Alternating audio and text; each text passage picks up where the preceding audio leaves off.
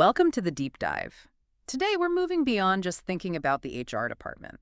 We're tackling something, well, fundamental to how any successful organization actually runs. We are. It's human capital management, or HCM. Exactly.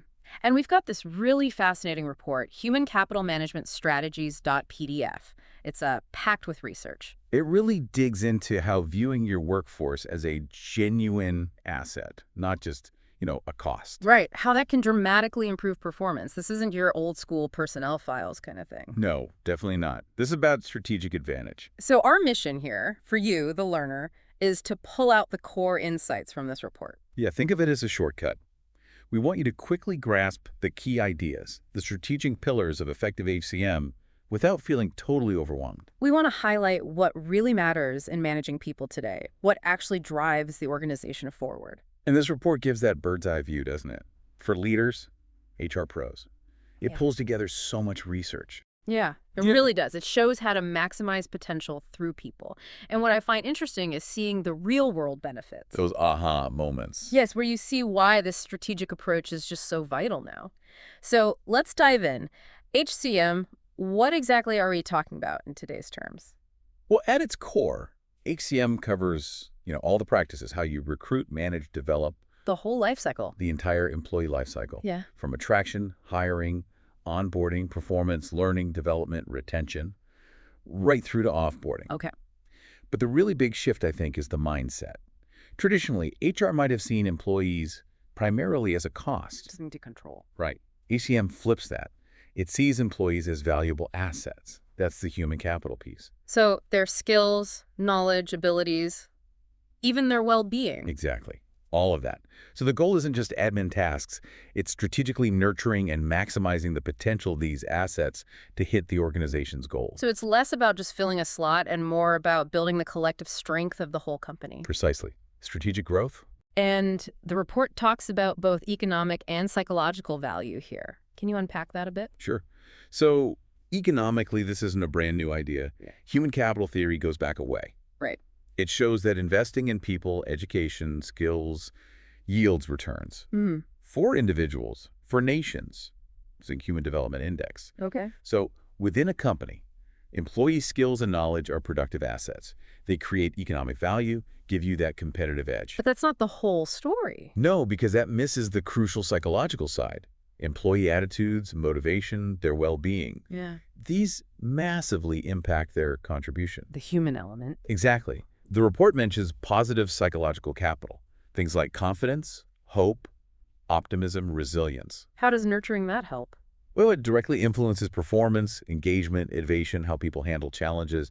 It affects the actual return you get on those human capital investments. And that's especially important now in the knowledge economy. Absolutely. Today's economy runs on intangibles, right? Knowledge, innovation, specialized skills. Brain power, not just muscle. Exactly. And that resides in your workforce. So HCM is the mechanism to cultivate, manage, and leverage these unique resources. So good HCM means better innovation, adaptability, value creation. There's a direct link, especially sustained value.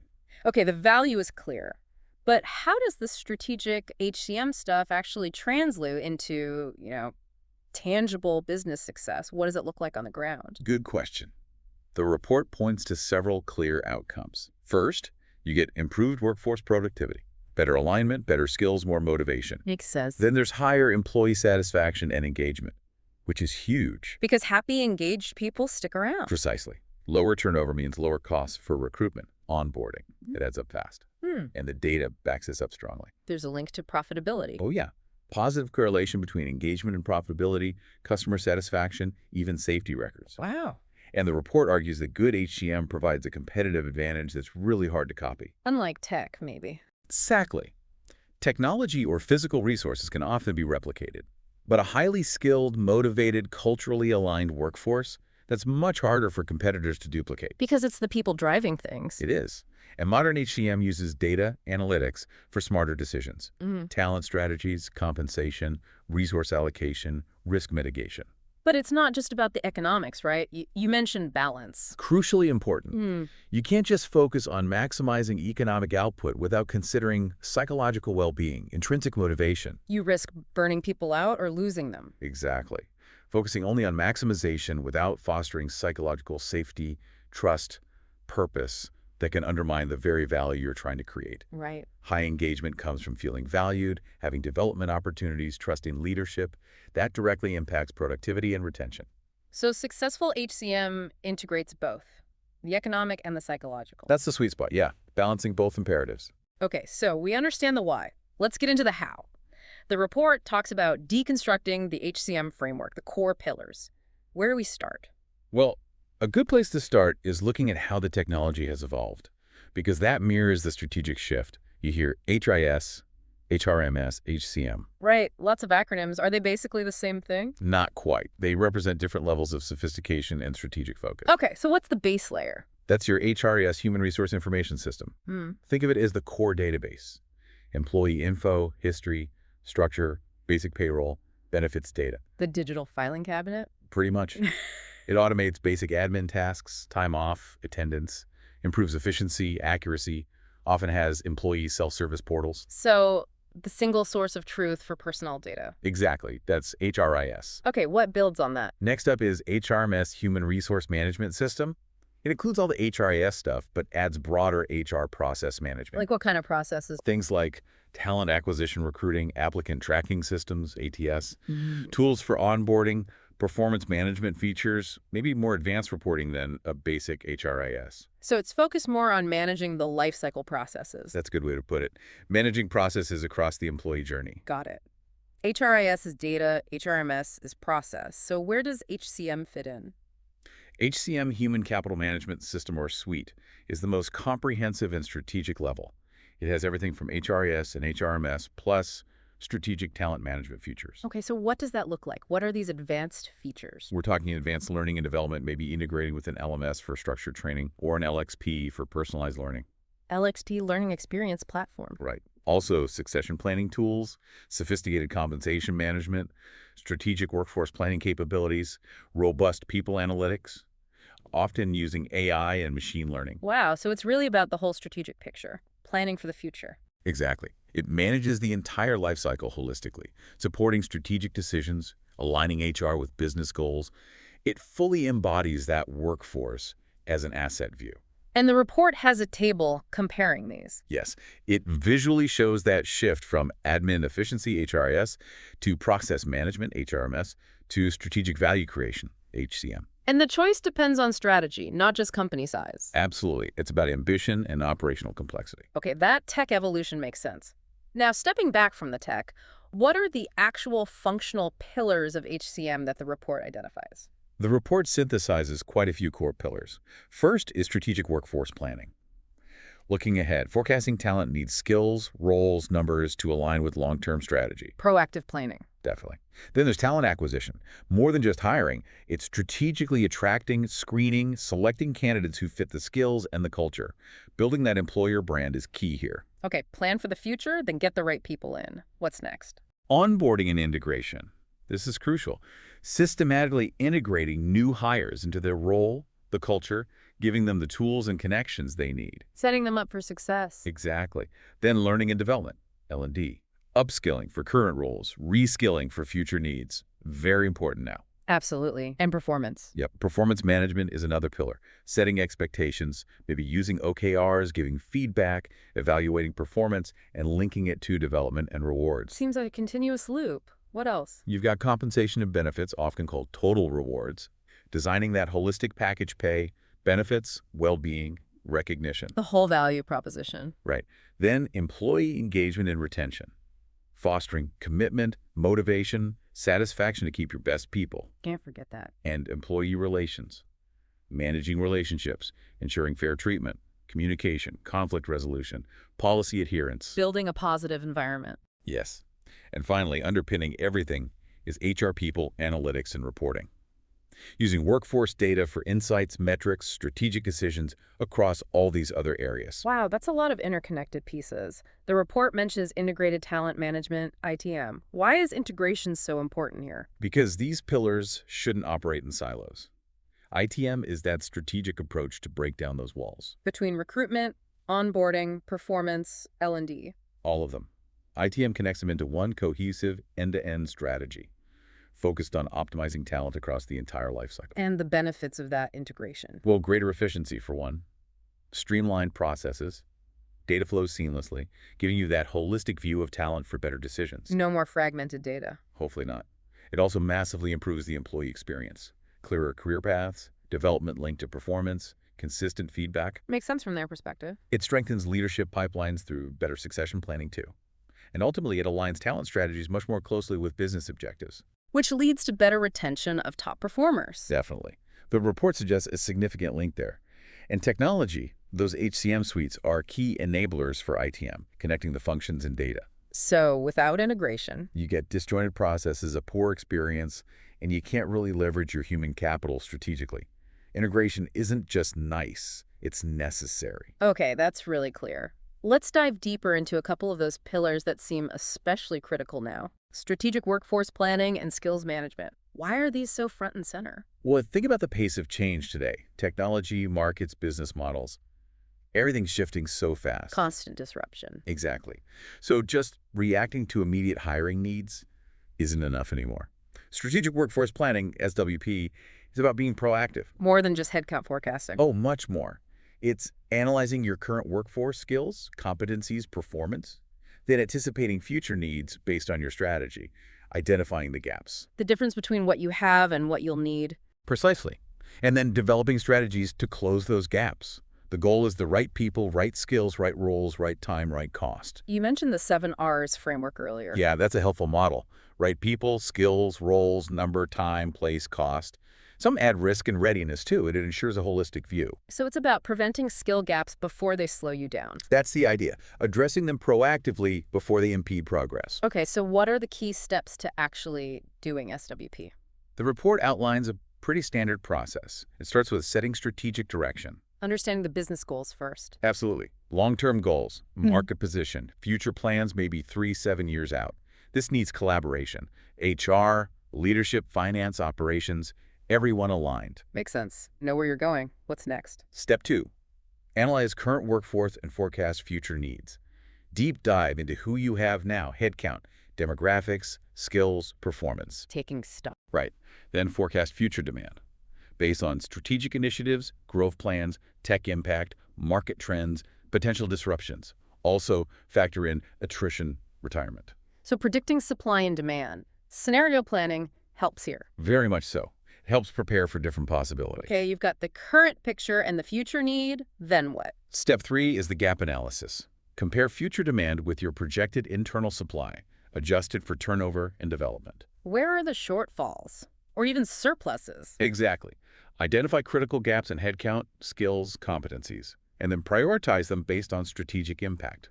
Which gaps hurt the most? Okay, gaps identified and prioritized. Now the action plan. Yes, step 4, develop action plan and strategies. How will you bridge those gaps? The report mentions categories like build, buy, borrow, bridge. Build meaning internal development. Upskilling, reskilling. Correct.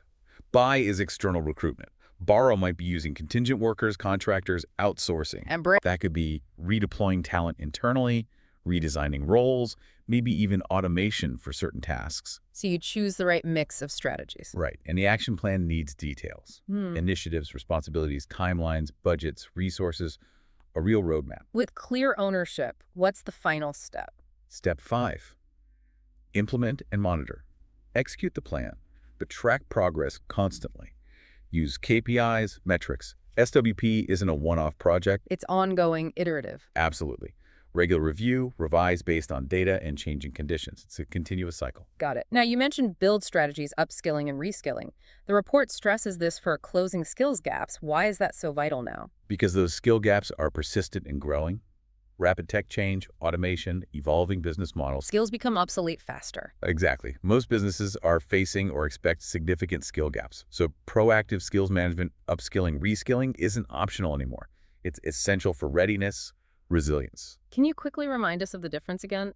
Upskilling versus reskilling. Sure. Upskilling is enhancing existing skills, making people better in their current role or function, maybe preparing for promotion within it. Getting better at what you do. Right.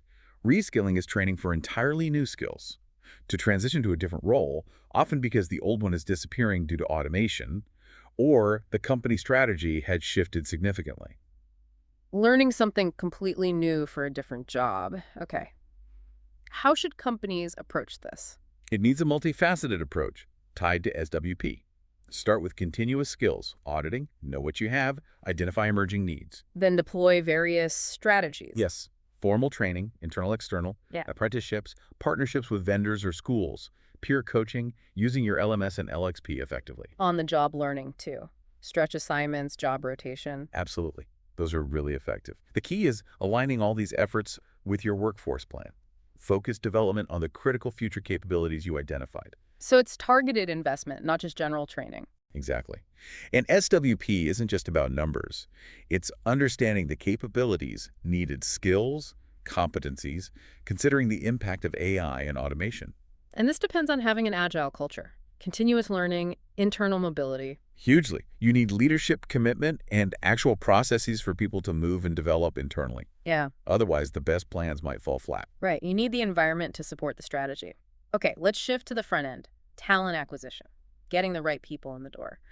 What are the modern strategies here? Modern TA is proactive and strategic, aligned with business goals and SWP. It's not just posting and praying anymore. So what does that look like? One key strategy is strategic sourcing, actively identifying and engaging candidates, both active job seekers and passive ones. People who aren't necessarily looking. Right. Using diverse channels, job boards, LinkedIn, referrals, networking, university partnerships, agencies. Passive recruiting is increasingly important. Going out to find talent. What else? A big shift is towards skills-based hiring, focusing on specific skills and competencies needed for the role, maybe looking beyond traditional degrees, considering experience, certifications. So what can they do, not just where did they go to school? Exactly. But this requires really clear skill definitions based on job analysis and strategic needs. And data plays a bigger role now. Definitely.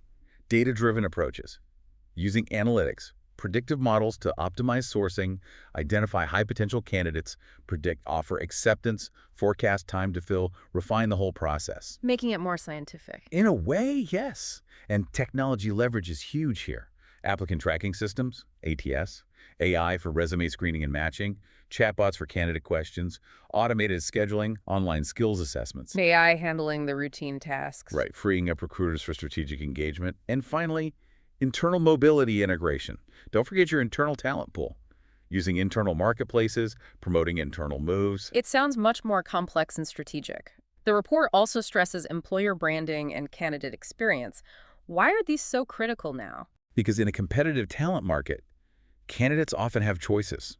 Your brand and their experience can be the deciding factor. Okay, tell us about employer branding. It's about defining and communicating your unique value proposition, your EVP.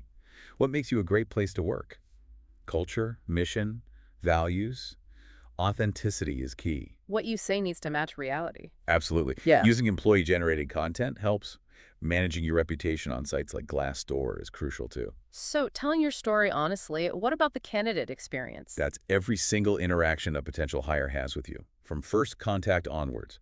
A positive experience, clear communication, respect, efficiency, timely feedback is critical. Bad experiences turn people off. Massively. Yeah. Long, complex applications, high drop-off rates. Candidates expect regular updates, but often don't get them. Even feedback for rejections is important. Yes, it protects your brand and shows respect.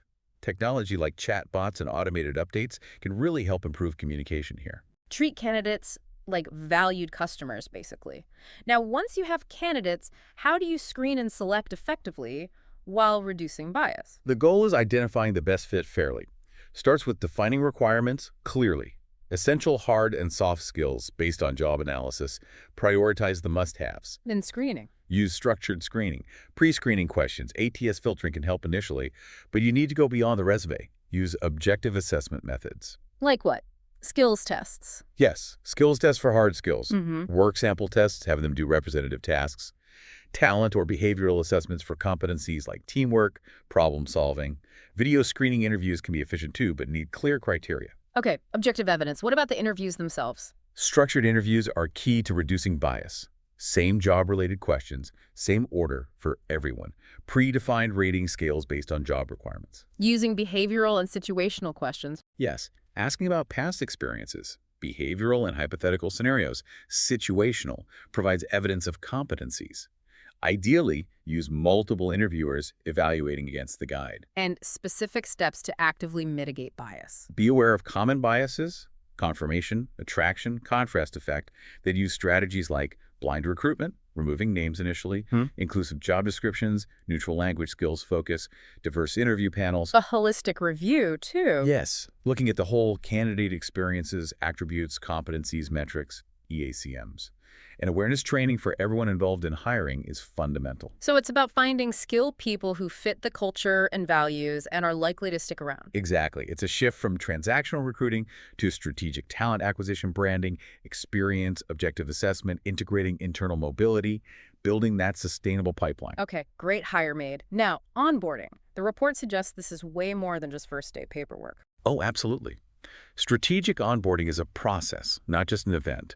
It involves managers, colleagues, and can span months, even up to a year. Yeah. Very different from orientation. Orientation is just the basics, admin, intros. Right, often just a day or two.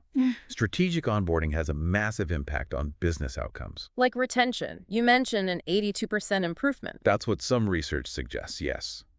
Strong onboarding dramatically improved retention. Poor onboarding is a huge driver of early turnover. Wow. What other benefits? Faster time to productivity. Can boost it by over 70%. It engages people from day one, fosters belonging, clarifies expectations, shows company commitment. And it's the main way to introduce the culture. Exactly. The vision, mission, values, how things are done. It embodies the employee value proposition you sold them on. So it's a long-term investment. What are the key components of an effective program? It often starts with pre-boarding, before day one. Welcome materials, e-paperwork, IT setup, maybe an onboarding buddy assigned, reduces anxiety, makes them feel prepared. Then orientation, first day or week? Yes, the foundational stuff. Intros, company overview, handbook, policies, admin, mandatory training, tool access, needs to be structured, personalized plan, team intros. What happens after that initial phase? Then comes role-specific training and integration. First 30, 90 days usually.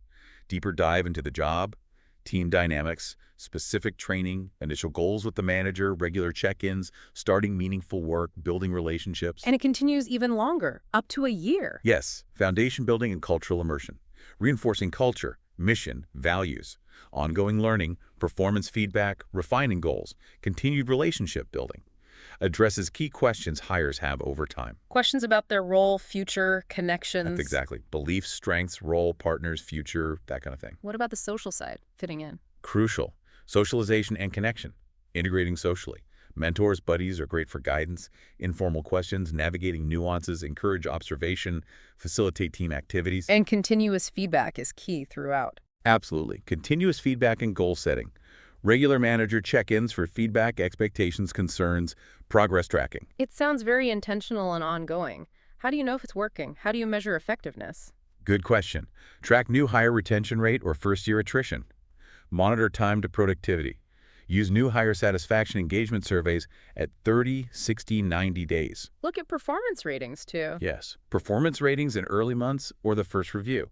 Also, training completion rates for mandatory stuff, and solicit manager feedback on how well new hires are integrating. So multiple data points give you the picture. Right. The key takeaway is, this transition is critical. Move beyond brief, admin-focused orientation.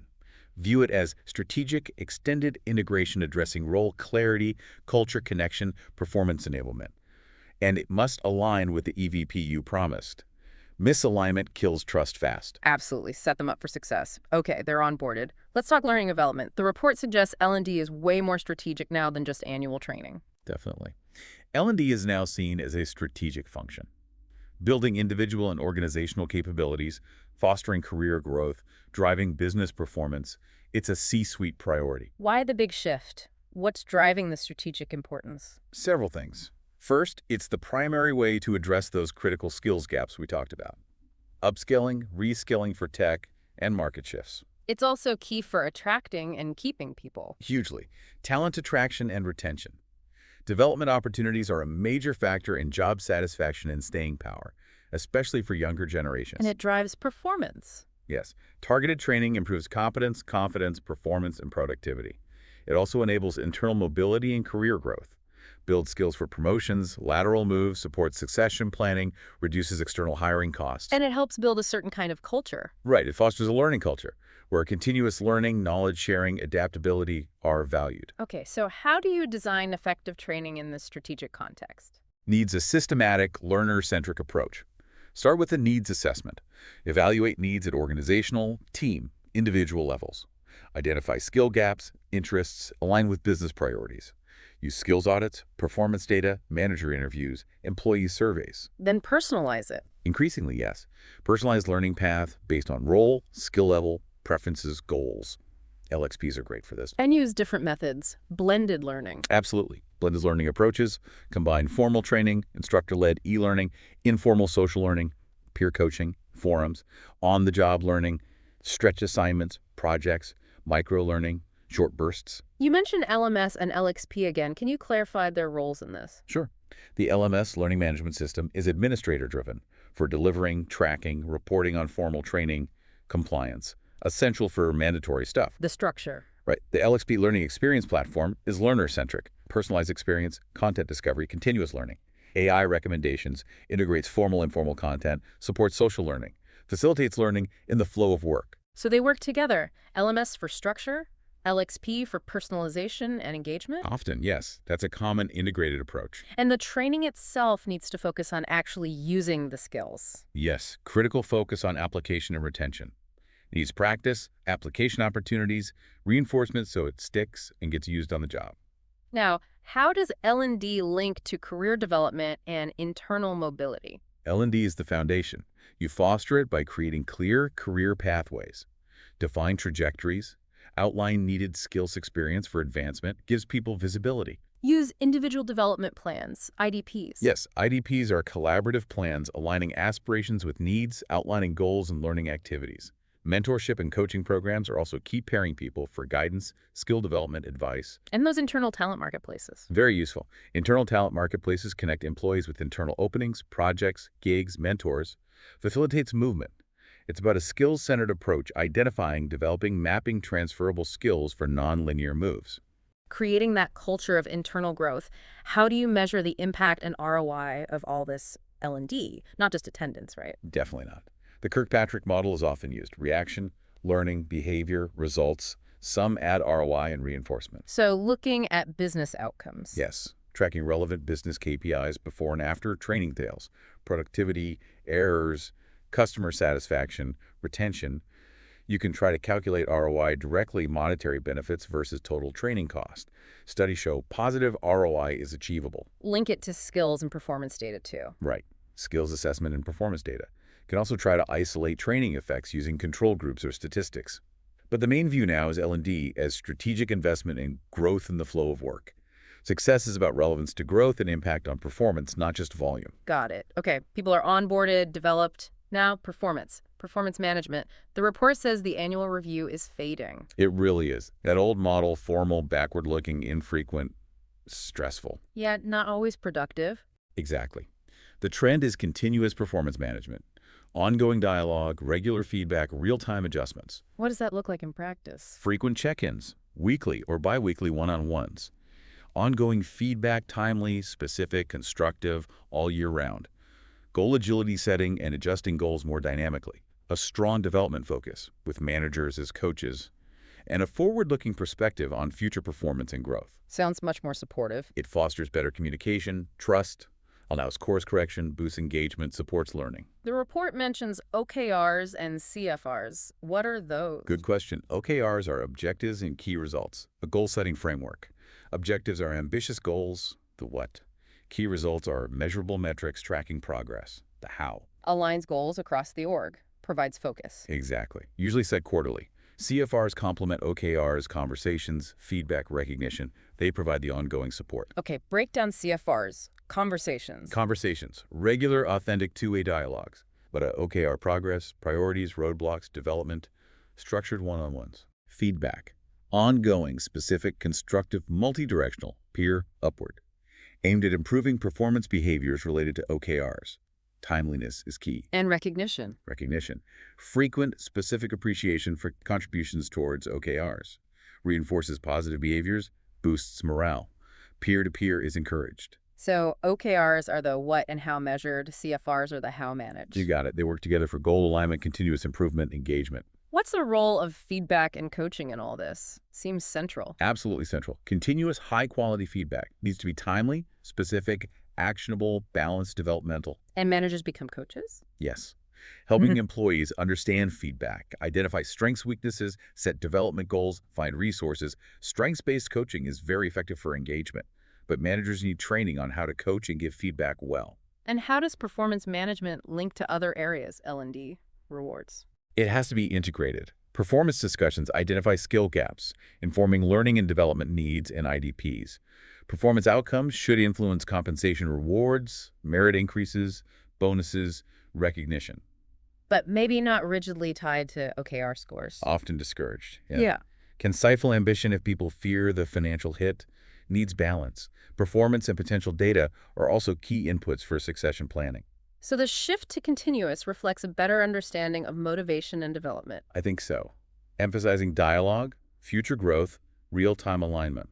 Frameworks like OKRs CFRs, plus feedback and coaching, help shape and improve performance for individual and organizational success. Okay, fantastic. We're nearing the end, but crucial topics left. Employee engagement and retention. The report links these very closely. Inextricably linked, yes. Fostering engagement and retaining talent are critical strategic goals in HCM. Engagement is a leading indicator, a major driver of retention. So engaged workforce means better retention, lower costs, better results. Oh. Define employee engagement again in this context. How does it impact staying or leaving? It's that emotional, psychological connection, involvement, enthusiasm for work, team, organization, beyond just satisfaction. So motivated, invested, willing to go the extra mile. Exactly, that discretionary effort. And the link to retention is rock solid. Engaged employees are far less likely to look elsewhere or leave. High engagement equals lower turnover. Lack of engagement drives voluntary turnover. So engagement strategies are retention strategies. Fundamentally, yes. Okay, what drives engagement then? What factors does the report highlight? Several key drivers. Leadership and management are huge. Managers are pivotal. Trust, support, clear communication, regular feedback are critical. What else? Purpose. Yes, meaningful work and purpose. Feeling work is important, aligned with mission values. Role clarity is basic here. Opportunities for growth and development, clear career paths, training major drivers. People who see growth stay longer. Recognition matters too. Definitely. Recognition and appreciation. Feeling valued boosts engagement, motivation, loyalty. Lack of it is a top reason for leaving. What about the work environment itself? Positive work culture and relationships. Supportive, inclusive, respectful environment. Sense of belonging. Positive colleague relationships. Even having a best friend at work. Psychological safety is vital. Work-life balance, flexibility. Increasingly important. Work-life balance and flexibility. Remote hybrid options, flexible hours prevent burnout, improve satisfaction. Compensation and benefits need to be fair and competitive foundational. Pay equity perception matters. And finally, just having the right tools and resources to do the job effectively. That's a lot of levers to pull. What about specific retention strategies? The report mentioned stay interviews. Yeah, beyond addressing those drivers, specific tactics help. We talked about robust onboarding, continuous listening pulse engagement surveys, open channels to catch issues early. And stay interviews, what are they exactly? They're proactive, structured conversations, usually with high-performing, high-potential folks, to understand what keeps them engaged, what they like, challenges, what might make them leave. Different from exit interviews or performance reviews. Very different. It's proactive. Ask open-ended questions. Satisfaction, dislikes, career goals, recognition, work life, learning.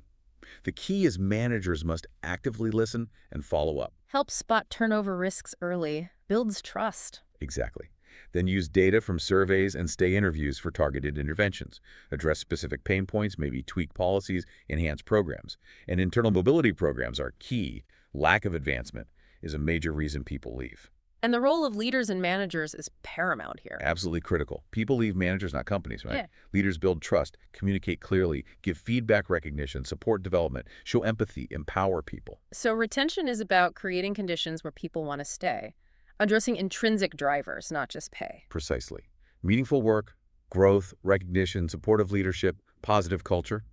That's sustainable success. Makes total sense. Okay, let's talk rewards. Total rewards. The report suggests this is much broader than just salary and benefits. Absolutely. Total rewards is a strategic framework, a comprehensive package, monetary and non-monetary, for time, talent, effort, results. And it needs to be aligned strategically. Yes, aligned with business strategy, human capital strategy, HR strategy, the EVP.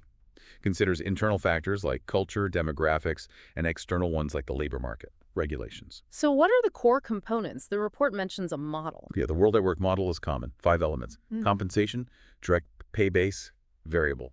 Benefits, security, support health, welfare, retirement, PTO. Okay. What else?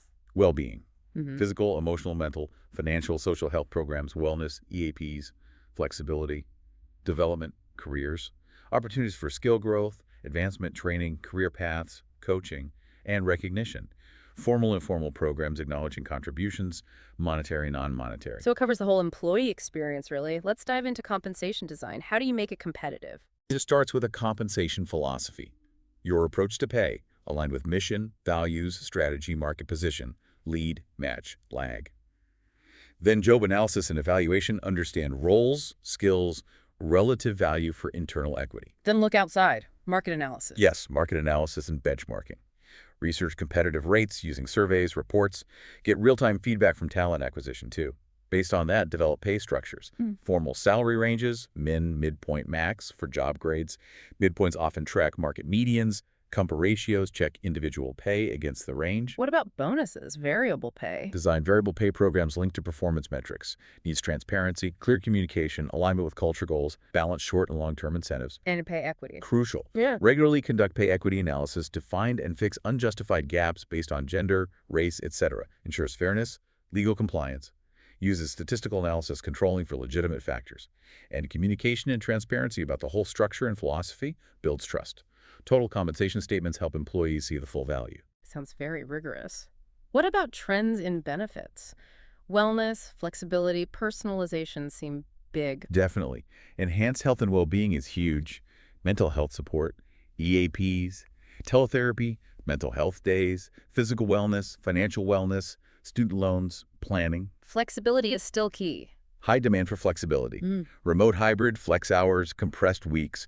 Personalization and choice, too, moving from one-size-fits-all to cafeteria plans, FSAs, voluntary benefits catering to diverse needs. Family support, learning. Yes, family and caregiving support, parental leave, childcare help. Learning and development, often seen as part of the package now. Signaling investment. And technology integration makes accessing and managing benefits easier. Self-service AI recommendations. So it's holistic, aligned with needs. High pay isn't enough alone. Exactly. Consider the whole package: well-being, flexibility, development, recognition. Listening to employees via surveys, focus groups is key to creating a rewards package that truly resonates and differentiates you. Right. Now the day-to-day environment. Employee relations, what's the scope here? ER is about managing the organization-employee relationship, fostering a positive, fair, productive environment based on respect, trust, open communication. Why is it so important? Crucial for morale, preventing conflicts, ensuring compliance, supporting engagement and retention. So what does ER actually do? What are the key responsibilities? A lot. Facilitating communication, two-way flow, conflict resolution, mediation, investigation, policy development and implementation, conduct, performance, safety, anti-discrimination, employee handbooks. Acting as a resource for employees, too. Yes, employee advocacy and support, listening, guidance, fair treatment, well-being, supporting performance management processes, maintaining company culture, reinforcing values, fostering respect and inclusion, labor relations if applicable, unions, agreements, and conducting investigations into complaints misconduct. That's a wide brief. How do you foster effective communication and conflict resolution within ER? Promote open dialogue, encourage transparency, multiple feedback channels, meetings, surveys, one-on-ones. Leaders must model it. Train manager SHR on active listening. Have a structured conflict resolution process, clear, fair, timely, impartial. Use mediation. Act fast on investigations. Yes, utilize mediation. Conduct prompt, thorough investigations, maintaining confidentiality. Focus on resolution, not blame. Follow up. And provide communication training for managers on handling difficult conversations. And the report stresses clear policies and procedures. Why are they fundamental? For fairness, transparency, legal compliance. Policies, handbook need clarity and accessibility. Outline expectations clearly. Consistency and fairness in application are vital, builds trust, ensures equity, must ensure compliance with all employment laws. Need clear ways to report issues. And documentation. Yes, clear reporting mechanisms with confidentiality and anti-retaliation protections, Mm. and thorough documentation of policies, training, investigations, disciplinary actions mitigates legal risk and demonstrates fairness. So effective ER is proactive about building trust, not just reacting to problems. Exactly. Focus on communication, fair treatment, well-being, consistent policy application. Good ER boosts culture, reduces conflict, enhances engagement tension. Neglecting it leads to low morale, conflict, legal trouble. Okay, makes sense. We're almost there. Let's talk enablers. Technology and analytics. The report positions these as the engines driving modern HCM. They really are. Effective HCM today heavily relies on the right tech infrastructure and leveraging data through analytics. They provide the platform and the intelligence. How has HR tech evolved into this strategic role? It's moved way beyond record keeping. Modern platforms, HCM, offer automation and efficiency payroll, benefits, time tracking, data management, freeing up HR for strategic work. Centralizing data, too. Integration. Yes, data centralization and integration, single source of truth. Integration between HR modules and other business systems, ERP, finance, is key to breaking down silos, getting that holistic view. Self-service helps employees and HR. Big time. Employee and manager self-service portals empower users, improve experience, reduce HR admin burden. Tech also directly supports strategic processes, talent management, L&D, workforce planning, compensation, and it aids compliance and reporting, managing laws, regulations, privacy through automation. And the choice of tech aligns with strategic goals. Should do. HCM suites are designed for that comprehensive, integrated, strategic approach driving business value. So tech provides the tools. How do you get insights from the data? People analytics? Exactly. HR, or people analytics, is collecting, analyzing, reporting HR data for insights and evidence-based decisions. Transforms HR into a proactive strategic partner. Why is that so important strategically? Provides data to understand trends, measure effectiveness, identify risk opportunities, optimize processes, justify investments, demonstrate HR's contribution to the bottom line. Can you give examples across the HCM functions we've discussed? Sure. Recruitment, source effectiveness, time cost per hire, quality of hire, predicting success, engagement and retention, engagement scores, turnover rates, flight risk, attrition drivers, performance, analyzing ratings, goal achievement, productivity, L&D, compensation, workforce planning. L&D, training completion, ROI, skill gap analysis, career progression, compensation and benefits, comp ratios, benefits usage, pay equity, workforce planning, forecasting needs, analyzing demographics, modeling scenarios, even operations, absenteeism, HR ratios costs, and diversity and inclusion metrics. What are the different levels of analytics? Usually starts with descriptive, what happened, then diagnostic, why it happened, predictive, what will happen, and prescriptive, what should we do about it. Advanced analytics, MML, enable more prediction and optimization. How do you implement analytics successfully? Define business questions first. Identify metrics, data sources. Ensure data quality governance. Choose tools, HCM modules, BI platforms. Develop analytical capabilities in HR. And crucially, communicate insights effectively to drive decisions. Can you give some specific metric examples, KPIs? Lots. Recruitment, time to fill hire, cost per hire, quality of hire, offer acceptance, onboarding, completion rate, time to productivity, new hire satisfaction, performance, ratings, goal achievement, engagement, EMPS, satisfaction, retention, turnover rates, overall voluntary first year, top performer retention, internal mobility rate, L&D, training ROI, skill gap reduction, comp and benefits, comp ratio, pay equity metrics, operations, absenteeism, HR cost per employee, diversity, ratios, adverse impact. It's clear technology and analytics are powerful together. Tech provides the platform, analytics the intelligence. Exactly. Organizations leveraging both can understand their people, optimize processes, make data-driven decisions, show HR value, and achieve better business performance. Integration is critical. Okay, final section. Overcoming HCM challenges. Putting this into practice isn't always easy, right? What are common hurdles with tech process implementation? You're right, it can be challenging. Common hurdles include resistance to change fear, complexity, job security concerns. This leads to low user adoption, wasting investment. Lack of executive sponsorship alignment is a killer. Change management issues. Communication. Yes, inadequate change management. Poor communication about the why. Insufficient training and support. Technical issues like data migration complexity and integration issues with other systems. And budget and time overruns. How do you overcome these? Needs a dedicated change management approach. Clear vision, strong executive sponsorship, early stakeholder engagement, good communication and training plans, proactively manage resistance, involve end users in testing, ensure data integrity, provide post-go live support. Gamification can sometimes help adoption. What about managing remote and hybrid workforces? Unique challenges there. Definitely. Maintaining culture and engagement is harder without physical proximity, potential isolation. Communication and collaboration need intentional effort and the right tools between on-site and remote. Performance management can be perceived as harder with less visibility. Equity issues too. Onboarding, well-being. Yes, equity and inclusion avoiding proximity bias. Onboarding remote employees needs specific strategies. Well-being and burnout risks increase with blurred boundaries. What are the solutions? Clear remote hybrid policies. Invest in collaboration tech. Focus performance on outcomes. Promote flexibility autonomy. Intentionally foster team-building social connection. Provide well-being resources. Train managers for distributed teams. Prioritize equity. Maybe anchor days for coordination. Another big challenge, data privacy, security, compliance. Yeah. GDPR, CCPA. Paramount with sensitive employee data. Challenges include understanding applying complex regulations, ensuring lawful processing, data minimization, managing consent, upholding employee rights, access erase, etc. Data security against breaches, data retention deletion, third-party vendor management, cross-border transfers. How do you tackle that? Proactive approach, data mapping inventory, strong security, encryption, access control, clear retention deletion policies. Automation helps. Transparent privacy notices, regular privacy training for HR, DPIAs for high-risk processing, appoint a DPO if needed, regular compliance audits, collaboration between HR, legal, IT is essential. And looking ahead, future of work, skills gaps, automation, AI. Big challenges.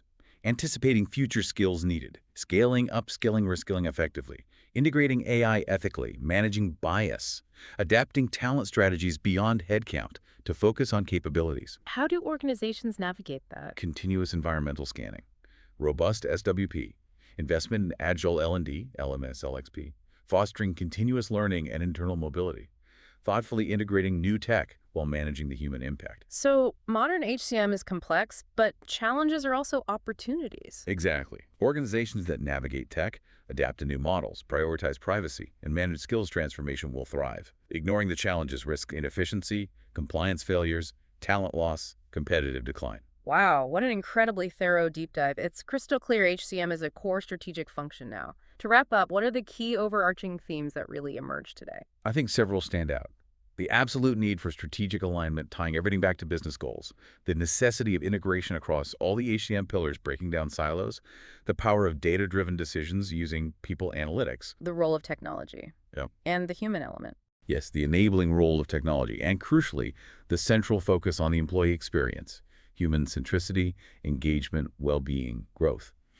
That came through strongly. And for you, our listener, the learner, ready to potentially apply some of this, Yeah. what are the key actionable recommendations? I'd say elevate HCM to a strategic priority. Invest in integrated HCM technology that fits your needs. Embrace strategic workforce planning and proactive skills management. Modernize talent acquisition data, candidate experience, and implement comprehensive ongoing onboarding. Fantastic concrete steps. And a final thought for you as we close. While frameworks, tech, and data are critical for HCM, the real competitive edge often lies in an organization's genuine commitment to understanding and nurturing the unique potential of every single person.